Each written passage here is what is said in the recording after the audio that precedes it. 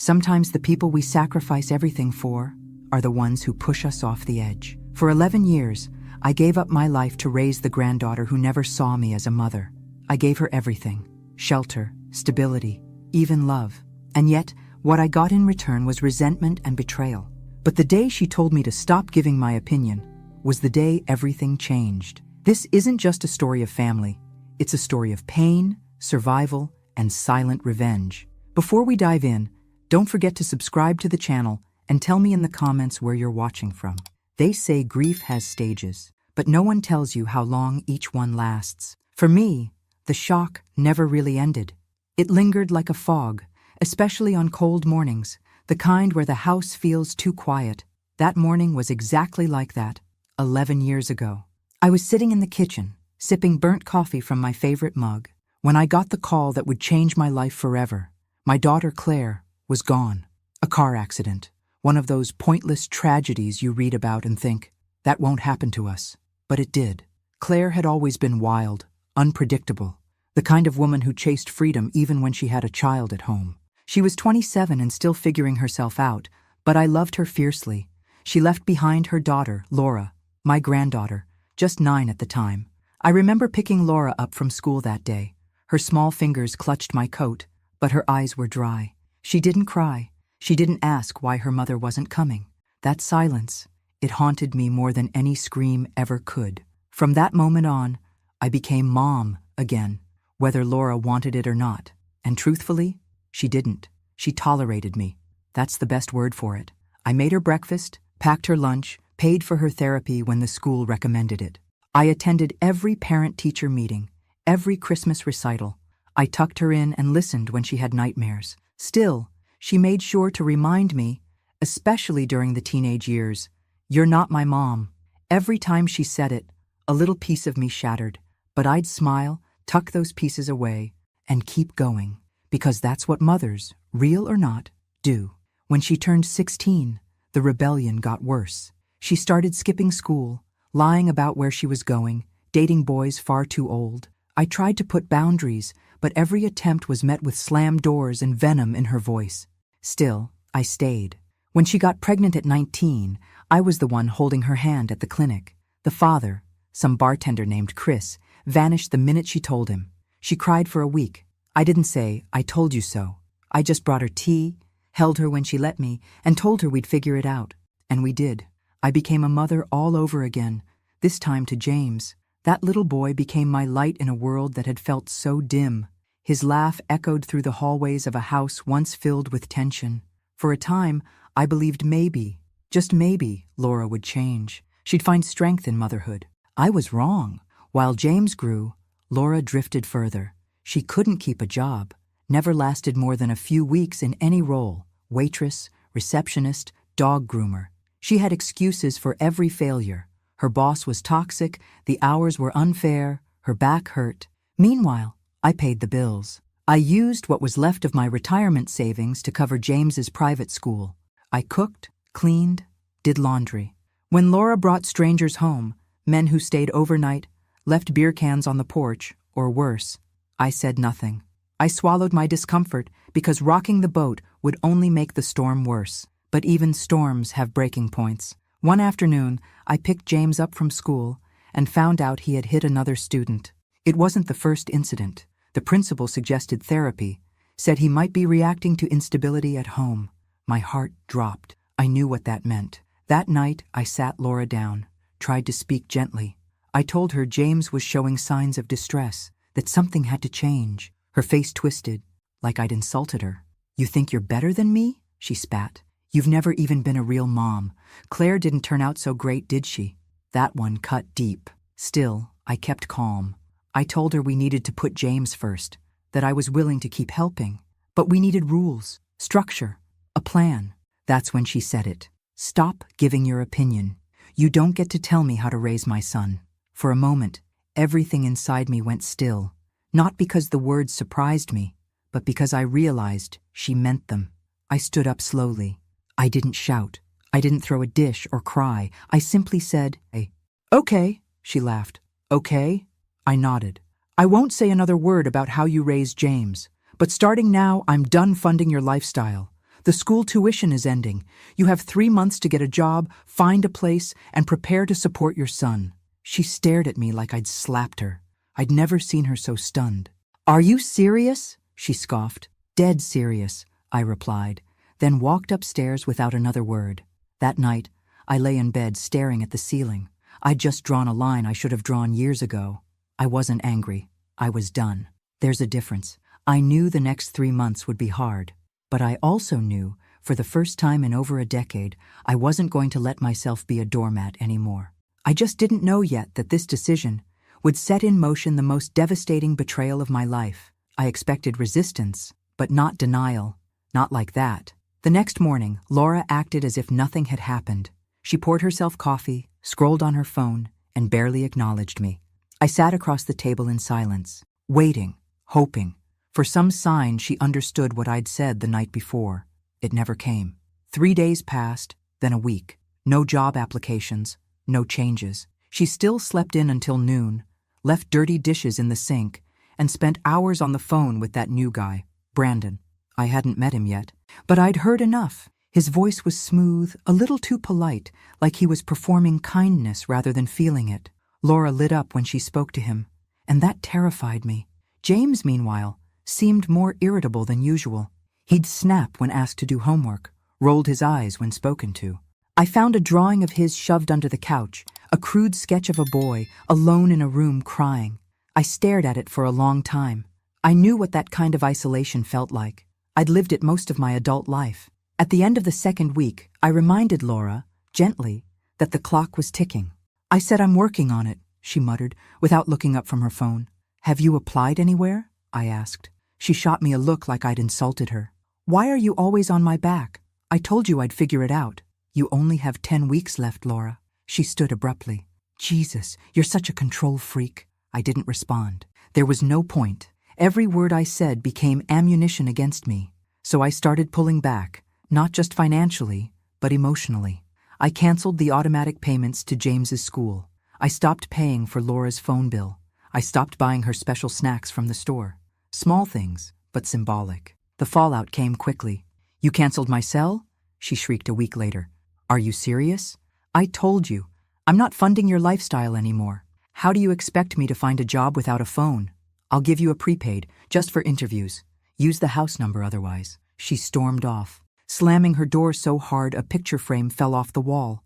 That night, I heard her crying in her room. For a second, my heart softened. I almost went to her. Almost, but I didn't. Because James deserved better. And so did I. Brandon started coming around soon after. He was tall, well-groomed, always wore a button-down shirt, even on weekends. Too polished, too careful. He called me Miss Edith, which felt more like a performance than respect. His eyes were cold, but his smile never faltered. "Pleasure to finally meet you," he said, shaking my hand too firmly. "Laura's told me so much about you." I nodded, watching him closely. Likewise, they whispered in corners when they thought I wasn't listening. James clammed up whenever Brandon was around, his posture shrinking.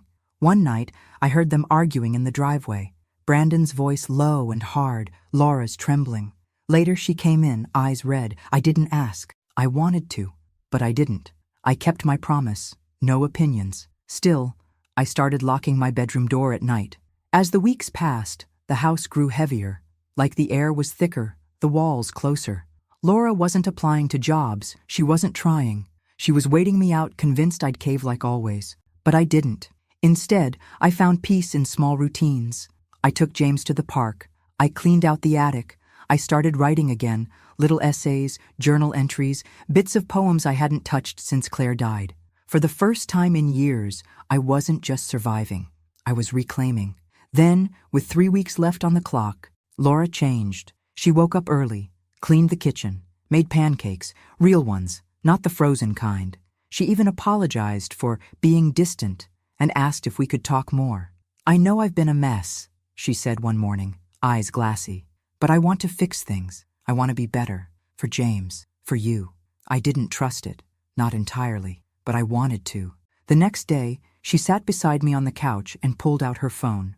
"Brandon's cousin owns a little place in Mexico. A bed and breakfast. He said we can go stay there for a few days. Just us. No stress, no pressure. I thought, maybe we could take a trip, clear the air. I blinked, stunned. A trip? Yeah, just us two. Like a reset. I want you to see how serious I am about changing. Everything in me screamed to say no, but there was something in her voice, maybe guilt, maybe desperation, that tugged at my chest. I agreed, hesitantly. I told her I'd think about it.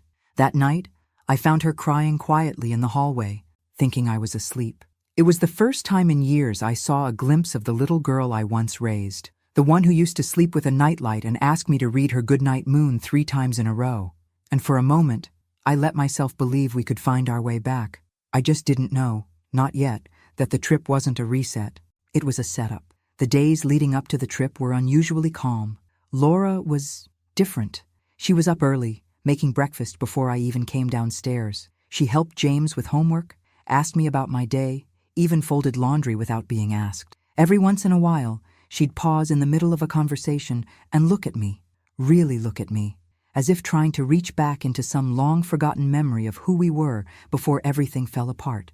I wanted to believe in that change. Brandon didn't come around as much during those days. Laura said he was working on arrangements for the trip, calling his cousin in Mexico, coordinating everything. I stayed quiet, observant. I wasn't ready to let my guard down, but the facade was convincing, too convincing. The morning we were supposed to leave, Laura seemed nervous. She double-checked our passports, repacked her bag twice, asked me if I felt okay, like she was walking on eggshells but smiling through it.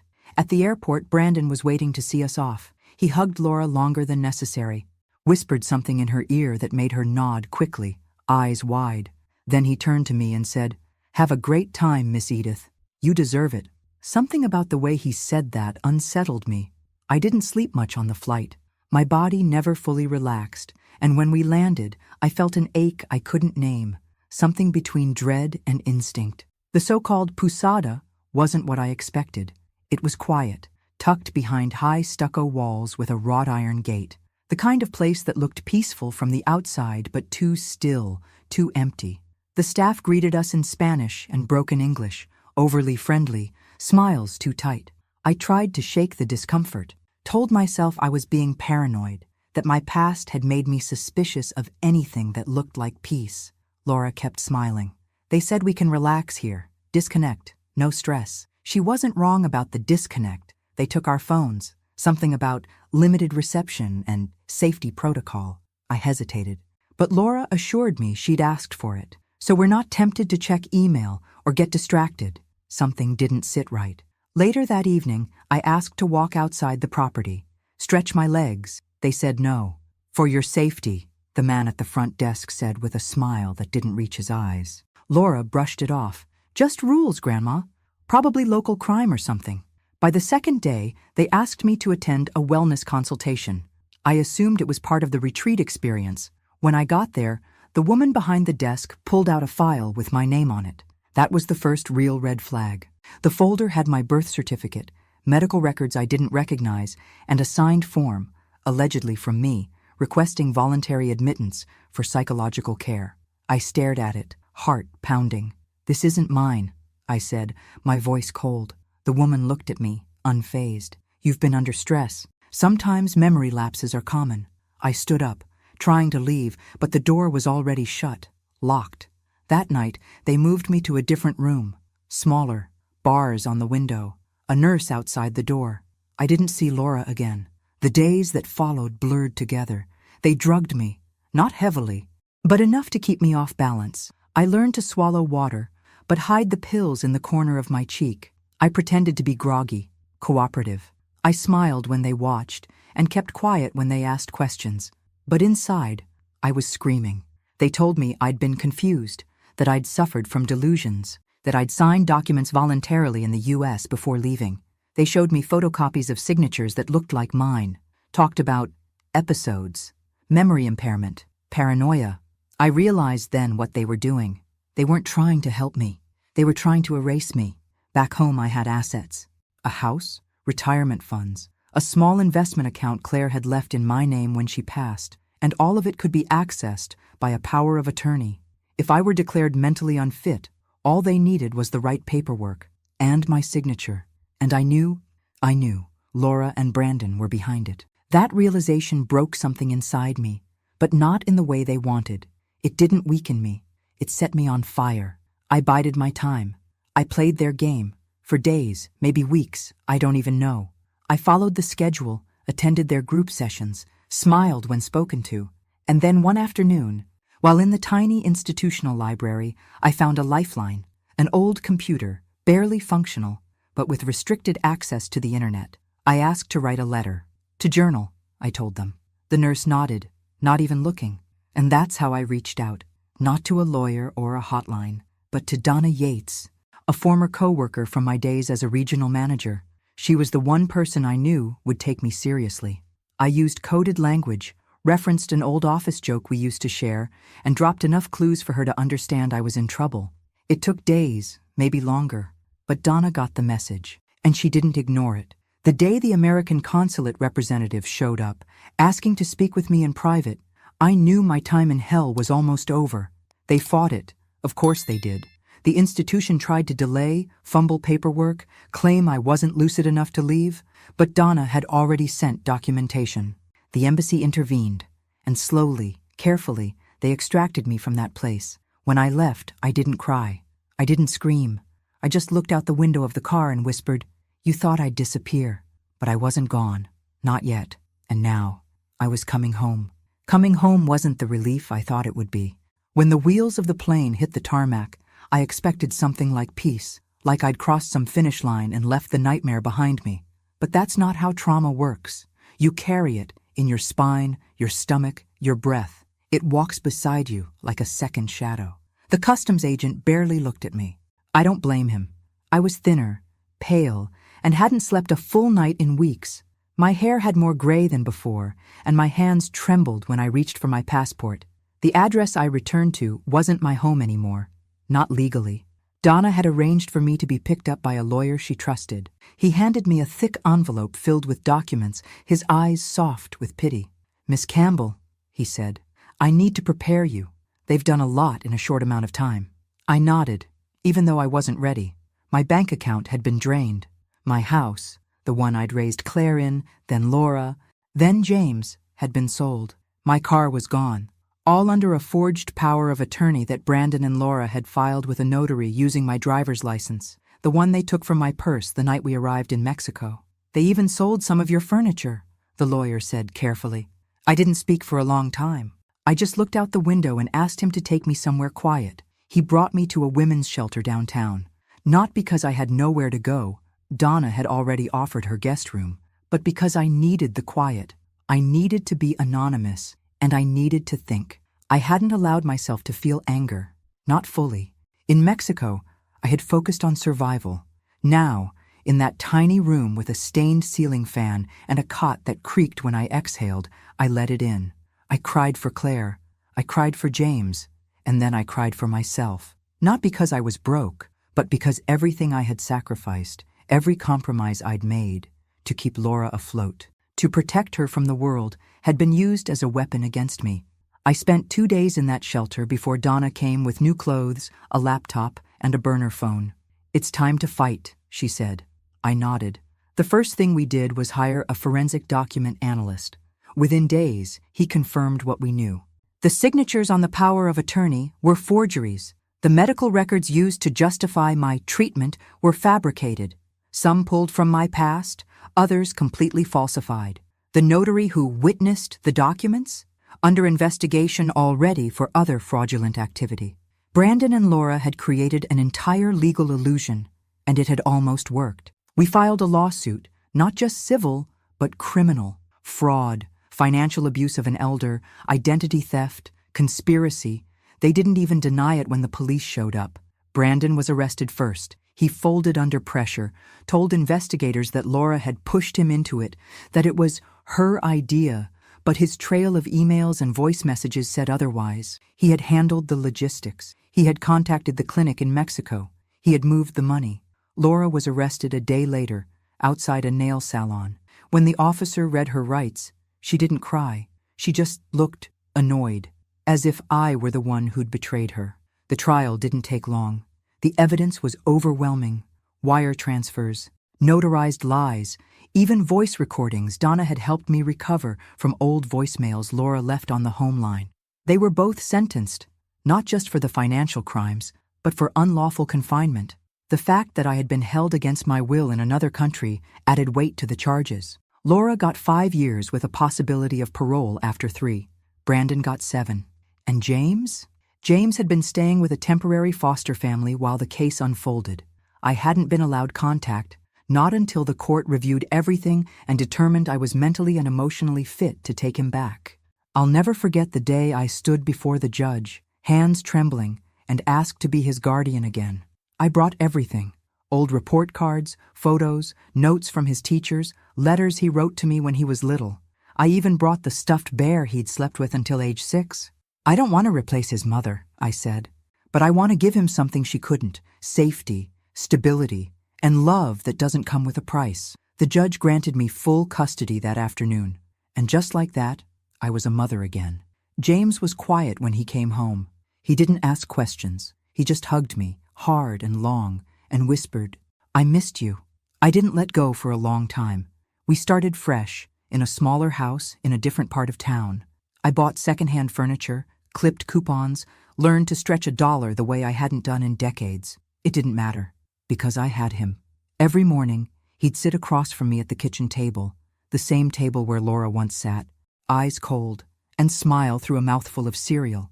And every night, I tucked him in with the same words I'd once whispered to Claire: "I'm here. I've got you.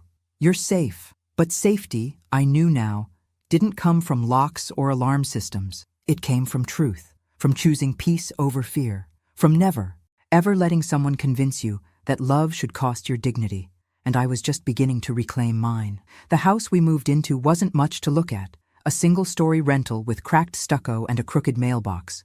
But it was ours, or at least it was mine and James's. And after everything we'd been through, that meant everything.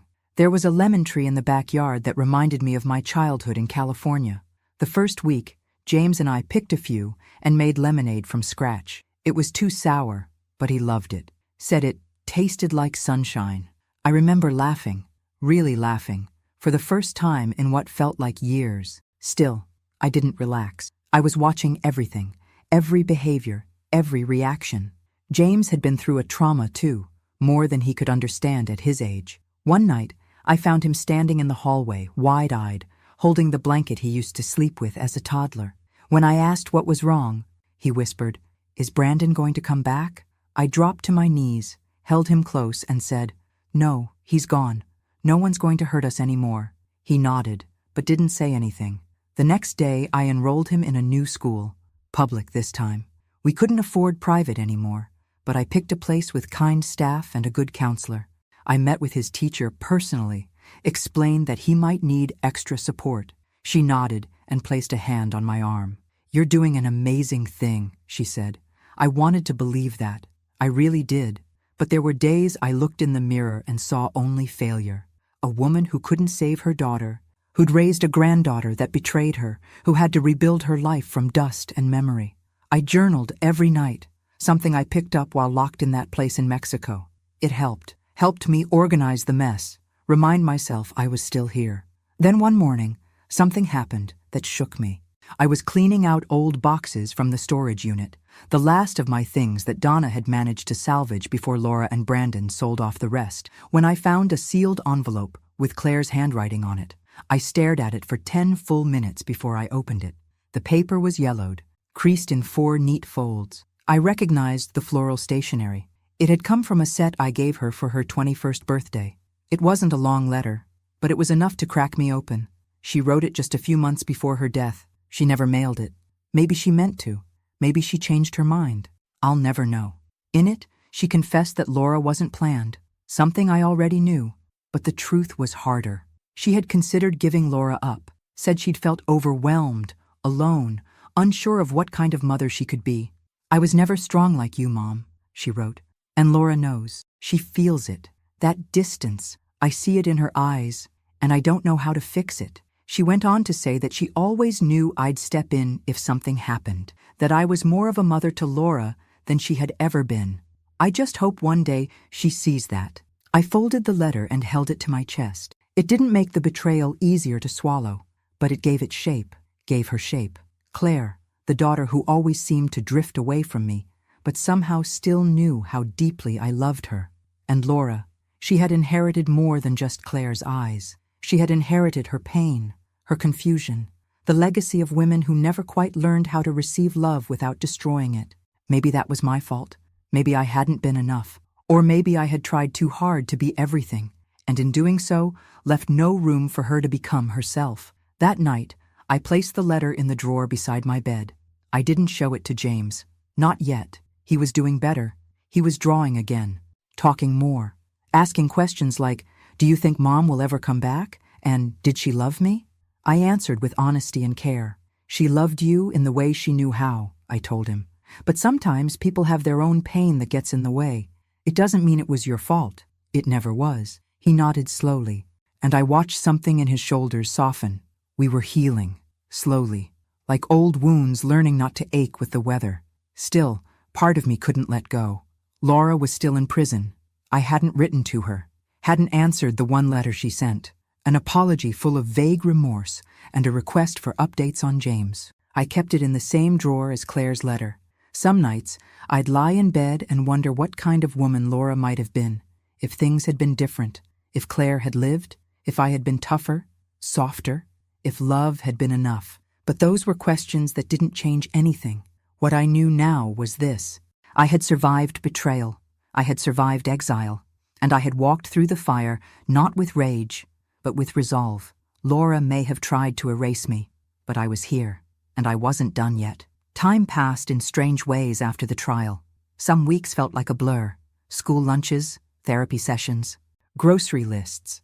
Others stretched on endlessly, especially when the silence in the house reminded me of all the things we'd lost. James adjusted faster than I expected.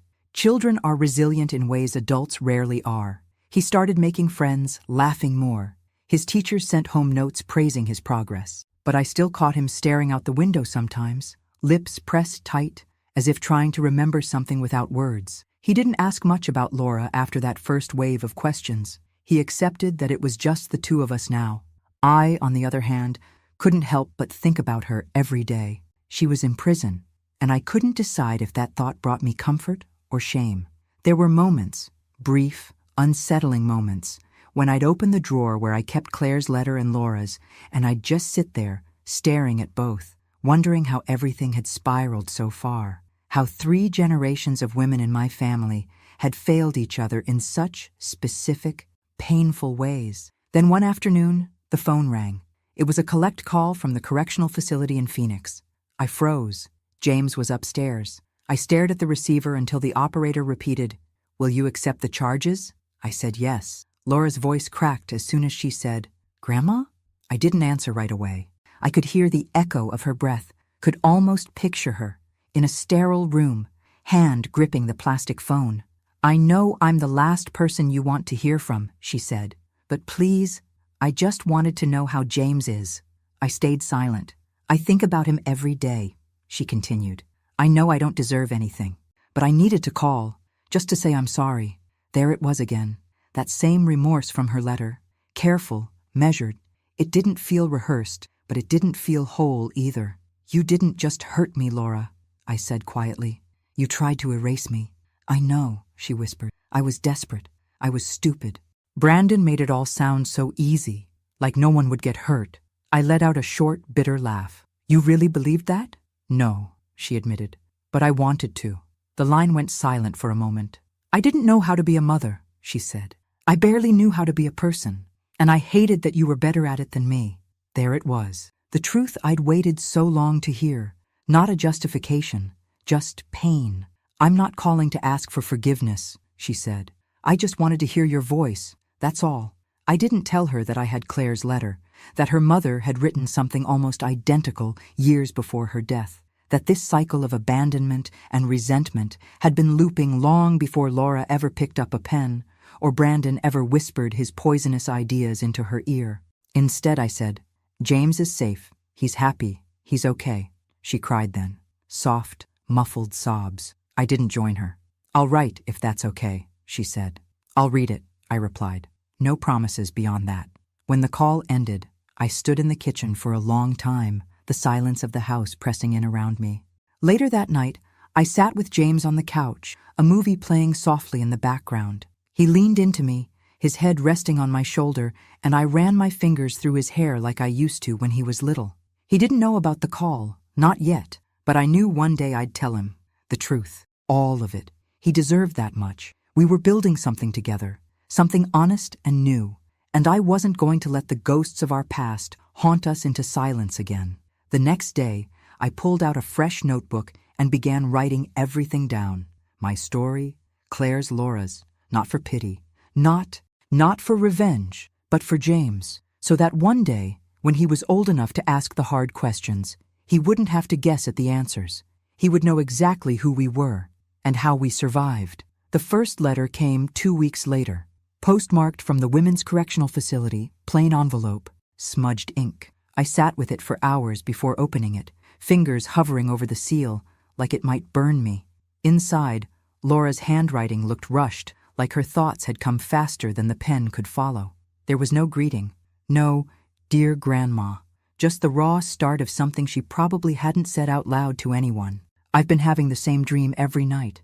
James is standing on the porch, and I'm calling to him, but he won't come to me. He just looks past me like he doesn't see me at all. And then you walk out behind him and he runs to you. That's when I wake up. She went on to describe the prison, the noise, the cold, the gray of it all. She didn't complain, didn't beg. She wrote about a woman in her unit who'd lost custody of 3 children and never got them back. She says it gets easier, the forgetting, Laura wrote. But I don't want to forget. I deserve to remember. At the end, she asked me to tell James that she loved him. Just that. I folded the letter and placed it back in the drawer with the others. James and I were baking cookies that night. He wanted to surprise his teacher for her birthday. He cracked the eggs like a pro and dusted flour on my nose when I wasn't looking. "Grandma," he asked, licking dough from his finger, "do you think Mom's okay?" I paused, watching him. "I think she's trying to be," I said, "and sometimes that's all we can do." He nodded and went back to decorating. I didn't know how much to tell him. What was too much? What was not enough? He was 12 now, sharp, intuitive. I could see the wheels turning in his head when certain things were left unsaid. So I didn't lie, but I didn't give him everything either.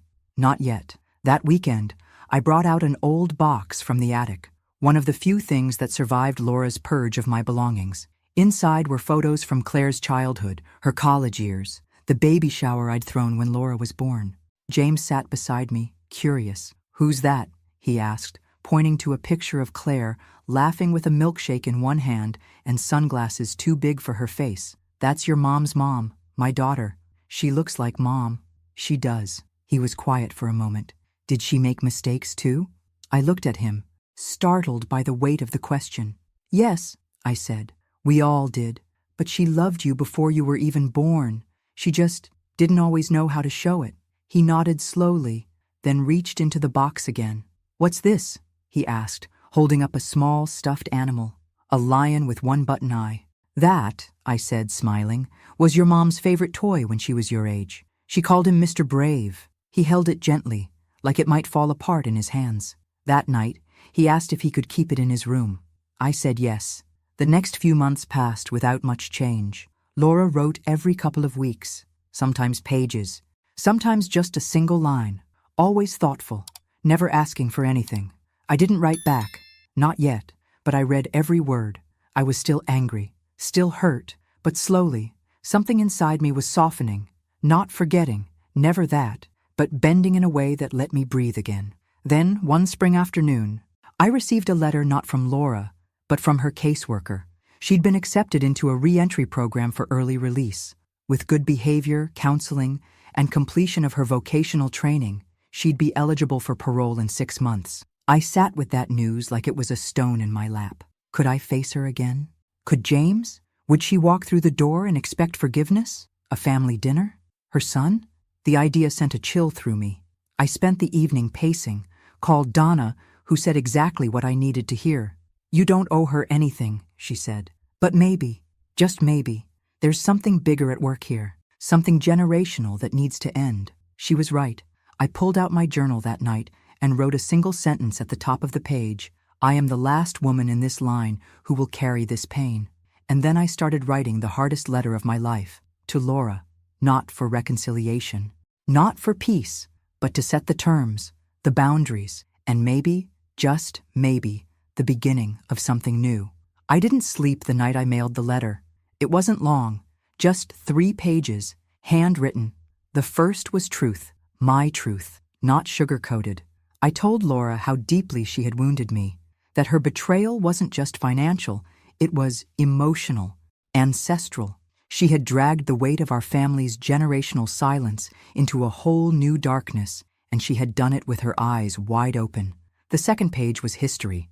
I told her about Claire's letter, the one she never sent, the daughter who feared she couldn't love enough, who knew that one day I would be the one left holding the mess. And the third page, that was the future. I told her James was doing well, that he was growing into a young man with a soft heart and sharp eyes. I told her he was asking questions and that I was answering them, honestly, gently, with care. I told her that I wasn't promising forgiveness. That I hadn't forgotten, but I was willing to talk, if, and only if, she understood that this time it would be on my terms. 2 weeks passed, then 3, then one Tuesday morning, while James was at school and I was folding laundry, the phone rang. It was her caseworker. "She received your letter," the woman said. She cried. She started attending trauma-focused therapy sessions in the facility. She's working through it. I swallowed hard. Has she asked to see me? No. She said she doesn't want to push. She's waiting for you. That stopped me cold. Because for the first time in years, Laura wasn't demanding anything. She wasn't manipulating or pleading. She was waiting. And that was new. Over the next months, we exchanged letters, carefully, cautiously. There were no declarations of love, no sudden breakthroughs, but there was honesty. There were memories, sometimes shared, sometimes corrected, sometimes mourned. She told me about her cellmate, a woman who taught her how to knit. She told me she'd started volunteering in the prison library, helping women write resumes. She said she had read Claire's letter 10 times and kept it tucked in her Bible. I told her about James's art project, the one where he painted a family tree and asked if he should include her. I told her I said yes, because no matter what she'd done, she was still his mother. And then, one day, the call came. "Edith," the caseworker said, "Laura's been granted early release." I felt the air leave my lungs. She's eligible for the re-entry program in 6 weeks. She'll live in transitional housing, have a job placement and weekly counseling. It's structured, supervised. I nodded, even though the woman couldn't see me. "I'm not ready to see her," I said. "That's okay. I need time." "That's okay, too." James noticed my quiet that night. We were sitting on the porch, him with a book, me with a blanket over my legs, the spring air still holding a chill. "Is it Mom?" he asked. I looked at him, surprised. He shrugged. "You get that face when you think about her." I smiled sadly. "She's getting out soon." He didn't react right away. "Will I see her?" "That's up to you." He was quiet for a long time. Then he said something I'll never forget. I want to know if she's sorry, like really sorry, not just sorry I got caught." I nodded. "That's fair." He looked up at me. "Will you protect me if she's not?" My throat tightened. "Always." 6 weeks passed. I didn't go to pick her up. The re-entry center handled that. She didn't ask me to come. We'd agreed, slowly, silently, to move forward one conversation at a time. The first time we saw each other again wasn't some dramatic reunion.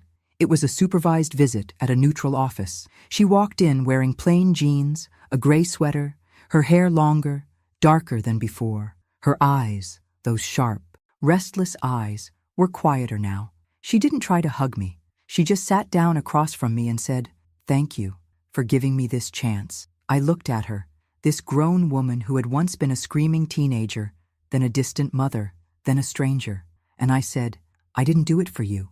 She nodded. "I know. You did it for James." And for the first time, I believed she meant it. We met twice more over the next month, talked about boundaries, about expectations, about time. She didn't push, she didn't beg. Then she asked if James would be willing to see her. I told her I'd ask. When I brought it up to him, he sat with it for a few days. He didn't rush, and when he finally said yes, I could tell it was something he'd decided on his own. I set the meeting at the same neutral location. Laura arrived early. She looked nervous. James walked in, shoulders tense, hands fidgeting in his pockets. She stood when she saw him, but didn't move. "Hi," she said. her voice cracking. "Hi," he replied, his face unreadable. "I'm sorry," she whispered. He nodded. Then he pulled something from his backpack, a drawing he'd made. It was a tree, just like the one from his school project. But this time it had roots, deep, tangled, messy roots, and 3 figures standing at the base: a boy, a woman, and another woman, a little apart, but still there. James pointed. "That's you," he said. "Not perfect, but still part of it." Laura cried, and I didn't stop her. Because healing, I realized, doesn't come all at once. It comes like a soft knock at a locked door. And this time, we were ready to open it. Just a crack. After that first meeting, things moved slowly, and that was exactly how I wanted it. Laura stayed in the transitional housing program. She worked part-time at a community bookstore and attended her required therapy sessions. She didn't ask to see James again right away. She didn't try to come over. She didn't even send gifts. And for the first time in her life, she respected boundaries. Every now and then, she'd write a short letter to James, never more than a few lines. She never used the word mommy. She signed them simply as Laura. She told him about the books she was reading, the new skills she was learning, how proud she was of his art. James read every one of them, sometimes aloud, sometimes silently. He'd fold them neatly and keep them in a small tin box under his bed. One afternoon, he came home from school holding a clay sculpture he'd made, a rough, abstract piece that looked like a broken bowl. "It's supposed to represent forgiveness," he said, "like how something cracked can still be useful." I stared at the shape, at the fragile lines through the clay. He had glued it back together himself, golden paint tracing the scars. I felt my throat tighten. That boy, my boy, had more wisdom in him than most grown men I'd met in my life. We didn't talk much about Laura after that. Not in detail. He didn't ask, and I didn't offer. I think we both knew that some things were better handled in pieces, not all at once. But a few months later, just before his 13th birthday, he asked a question that caught me off guard. "Can we invite her? Just for cake?" I didn't answer right away. My instinct was to say no, to protect him, to protect me. But I looked into his eyes, wide, steady, and I knew this wasn't about her. It was about him. He needed this, so I said yes. I called Laura myself, told her the invitation was limited. 1 hour, just the 3 of us, at our house. No surprises, no gifts, no speeches. She agreed without hesitation. She arrived early, standing at the edge of the driveway, holding nothing but a small notebook in her hand. She looked smaller than I remembered, or maybe I had just grown stronger. James opened the door for her. He didn't hug her, but he smiled, and that was enough. We sat around the kitchen table eating boxed cake with too much frosting. James told her about school, about the soccer team he wanted to try out for. She listened like it was the most important conversation in the world. When the hour was up, she stood and thanked me. Not just for the cake, not just for the visit, for everything. I nodded, not ready to say more than that. She turned to James and handed him the notebook. "This is for when you're ready," she said. "It's not a journal, just stories, memories I wrote down, things I wanted you to know, when you're ready." James took it, tucked it under his arm like it was something sacred, and then she left. No drama, no last-minute tears, just quiet, respectful distance. After she was gone, I watched James flip through the first few pages. He didn't say anything, just sat with it for a while. Later that evening, I found him in his room sketching. He looked up at me and said, "I think she's really trying." I sat beside him and ran a hand through his hair. "I think so too, but I still don't want her to live here. That's not going to happen." "Good," he said, going back to his drawing. That night, I lay in bed with a strange ache in my chest. Not pain, something else, something that felt like release. For the first time in years, I wasn't angry. I wasn't carrying the weight of betrayal or grief or resentment like armor. I was just breathing, free. And that, more than any courtroom victory or confession or apology, was what I had fought for. Peace, hard-earned, quiet, real. Summer arrived like a deep breath after years of holding it in. The days were longer. The light spilled into the kitchen earlier. I found myself opening the curtains wider, letting warmth into corners I'd once kept in shadow. James grew taller that summer, not just in inches, but in presence. His voice deepened slightly. He started writing stories of his own, sometimes silly, sometimes startling in their depth. One day, he handed me a folded sheet of paper and said, "It's fiction, kind of." It was about a boy who lived with his grandmother after his mom disappeared. In the story, the mom didn't come back, not physically, but the boy remembered her smile. He forgave her in a dream, and he woke up with lighter shoulders. I cried in the laundry room so he wouldn't see. Laura was still in her program, still working at the bookstore. We exchanged letters maybe once a month. James wrote back on his own now. I never read what he wrote. That was their space, their rhythm. One Saturday, while cleaning out the garage, I found an old storage bin I'd forgotten about, one of the few Laura hadn't sold off. Inside were baby clothes, old tax forms, some jewelry of Claire's, and a stack of unopened envelopes marked confidential. I recognized the return address instantly, the hospital where Claire died. I sank to the floor and opened the top one with trembling fingers. It wasn't medical records. It was a letter, dated 6 weeks before the accident. My hands shook as I read the first line. Dear Mom, if you're reading this, something went wrong before I had the chance to say it myself. It was Claire's handwriting, rushed, a little messy, written on the back of hospital notepaper. She'd been sick, that much I already knew.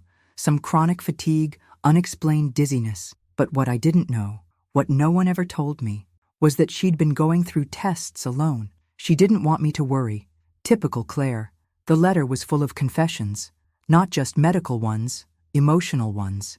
Raising Laura broke something in me I didn't even know could break. She came from a place in my life I've never really spoken about. A man I don't even know anymore. It wasn't love. It was desperation and guilt. I felt the floor tilt beneath me. You stepped in when I couldn't, and I never said thank you, but I watched. I saw you loving her the way I didn't know how, and I hated that I couldn't do it, but I also felt relief. Because at least someone could. She ended with something simple.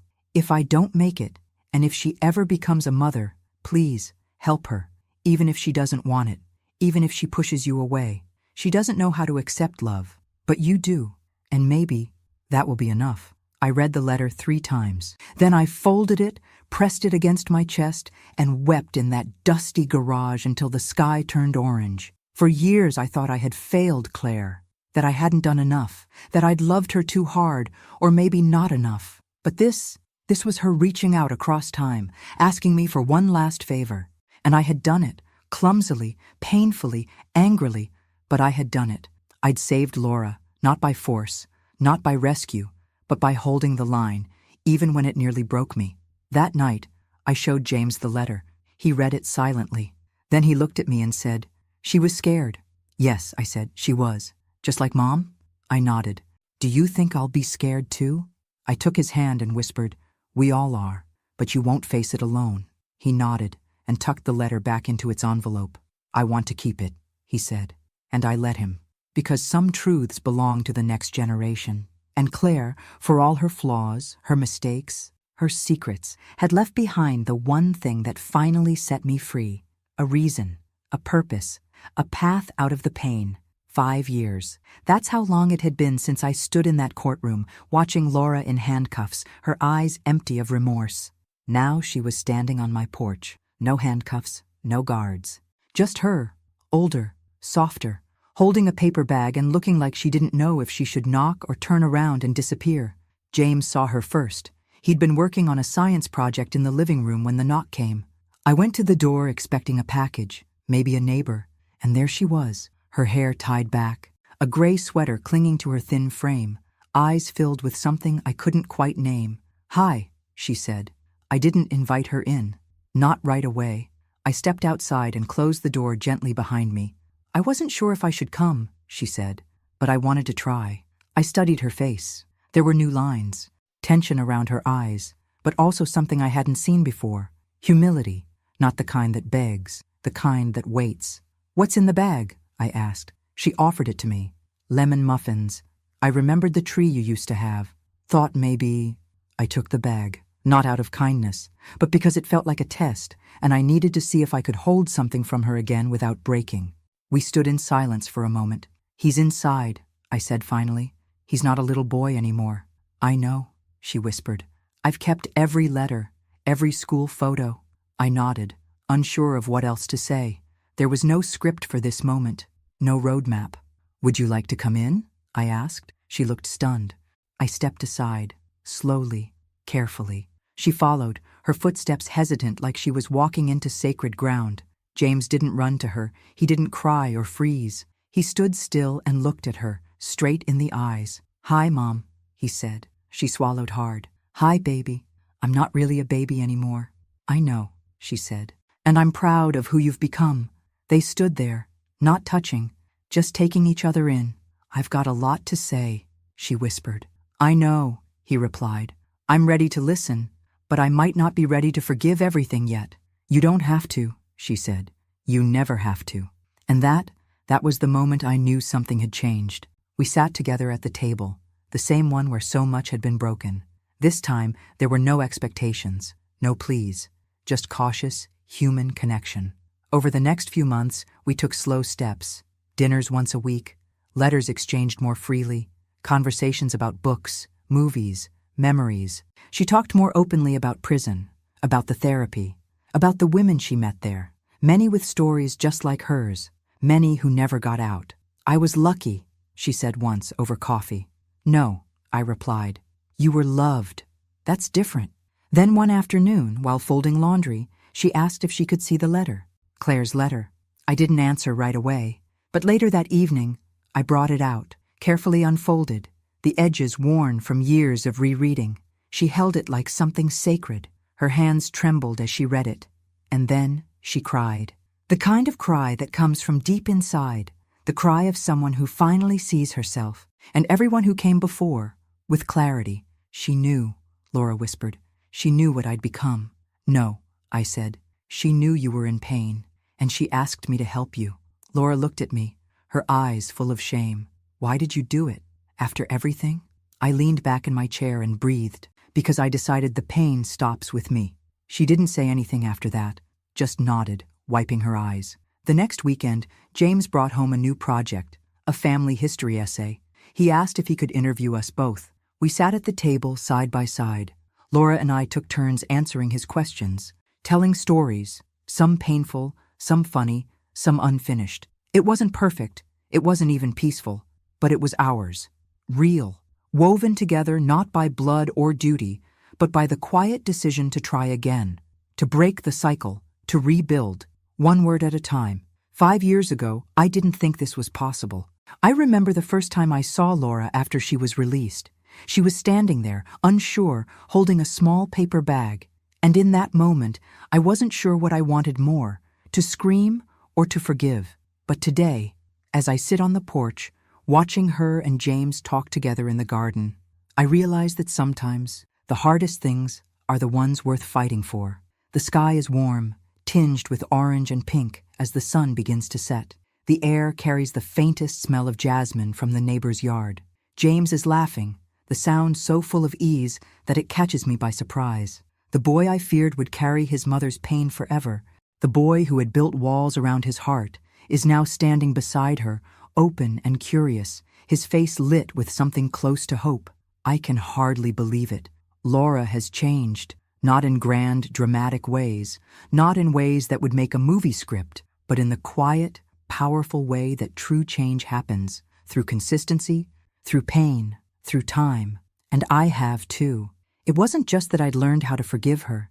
It was that I'd learned how to forgive myself. For the years I spent holding her mistakes like shackles around my own heart.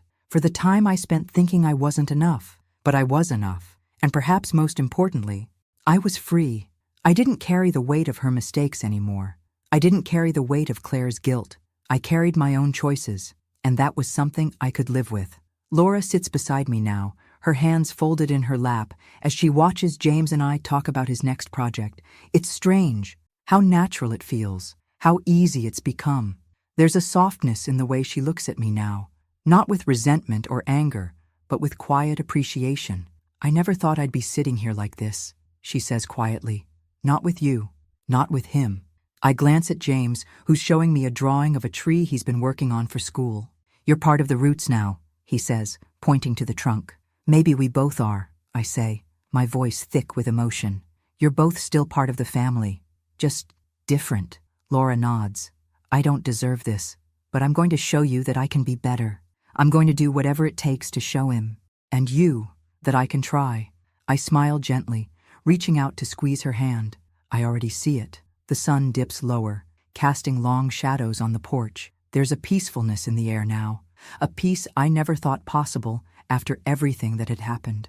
I look at James again, his eyes bright with laughter and love. He's not the same boy I once worried about, and maybe, in a way, neither am I. I'm proud of you, I tell Laura. You've come a long way. She swallows hard, blinking away a tear. I've got a long way to go, but I'm willing to walk it. I nod, knowing that's all any of us can do. Take one step at a time. James's voice cuts through the moment. Mom, Grandma, look, I've finished the family tree. Laura and I both stand, walking over to the table where he's spread out his project. The tree is drawn in vibrant colors, branches reaching wide, leaves filled with names. At the bottom, just beneath our names, is a single, bold line. Roots, James says, grinning. Roots that are still growing. Laura and I stand together, looking down at the drawing. It's messy in parts. Some of the branches are bent, some of the names are crooked, but there it is, our family, woven together in a way that none of us could have predicted. And, for the first time in a long time, I don't think about the past. I don't think about the mistakes. I don't think about the pain. I just think about the future we're going to build, together. And as the sun finally sets, I realize that, just like the roots in James's drawing, we are all still growing. And maybe, for the first time, we're finally growing in the right direction. Thanks for listening. Don't forget to subscribe and feel free to share your story in the comments. Your voice matters.